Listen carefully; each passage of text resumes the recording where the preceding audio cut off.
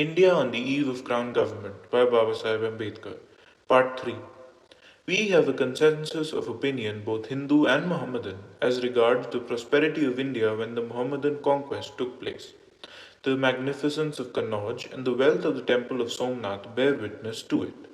It is a mistake to suppose that the Musalman sovereigns of India were barbarous and despots. On the other hand, a majority of them were men of extraordinary character. Muhammad of Ghazni showed so much munificence to individuals of eminence that his capital exhibited a greater assemblage of literary genius than any other monarch in Asia has ever been able to produce.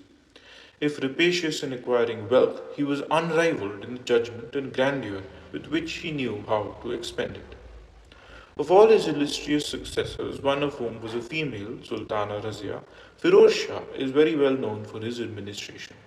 His public works consisted of 50 dams across rivers to promote irrigation, 40 mosques and 30 colleges, 100 caravan series, 30 reservoirs, 100 hospitals, 100 public baths, 150 bridges, besides many other edifices for pleasure and ornament.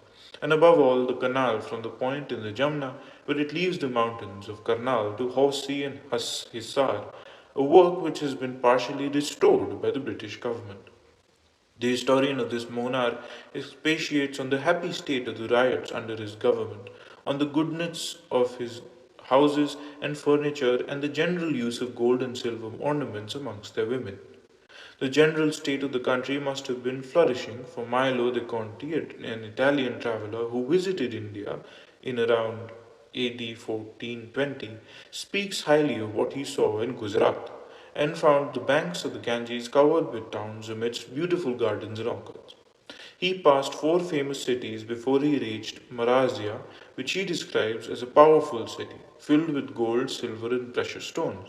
His accounts are corroborated by those of Barbora and by Tema, who travelled in the early part of the 16th century. The former, in particular, describes Cambay as a remarkably well built city, situated in a beautiful country filled with merchants of all nations and with artisans and manufacturers like those of Flanders. Caesar Frederick gives a similar account of Gujarat, and Ibn Battuta, who travelled during the anarchy and oppression of Muhammad Tughlaq's reign in the middle of the 15th century, when insurrections were reigning in most parts of the country, enumerates many large and populous towns and cities, and gives a high impression of the state in which the country must have been before it fell into disorder. Babur, the founder of the Mughal dynasty in India, found the country in a prosperous condition and was surprised at the immense population and the innumerable artisans everywhere. He was a benevolent ruler, and public works marked his statesmanship. Sher Shah, who temporarily wrested the throne from the Mughal, was accepting Akbar, the greatest of Mohammedan rulers, and like Babur, executed many public works. Akbar's benevolent administration is too well known to need any mention.